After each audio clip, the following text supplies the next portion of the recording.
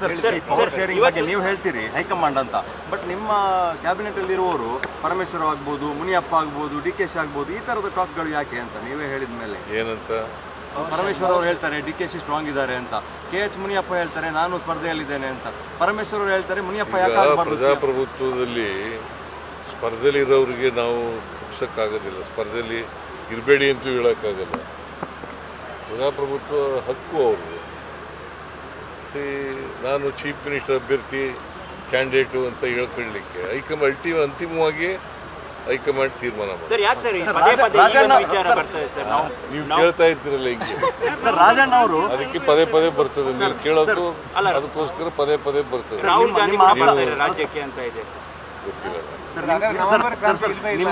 ನಿಮ್ಮ ಬಹಳ ಆಪ್ತ ರಾಜಣ್ಣ ಅವರು 5 ವರ್ಷ ನೀವೇ ಆಗ್ಬೇಕು ಅಂತ ಹೇಳ್ತಾರೆ. ಅದು ಅವರ ಸ್ವಂತ ಅಭಿಪ್ರಾಯ. ಸರ್ ನೀವೇ 5 ವರ್ಷ ತಾವೇ ಮುಖ್ಯಮಂತ್ರಿ ಸರ್? 5 ವರ್ಷ ಹೈಕಮಾಂಡ್ ತೀರ್ಮಾನ ಮಾಡಿದ್ರೆ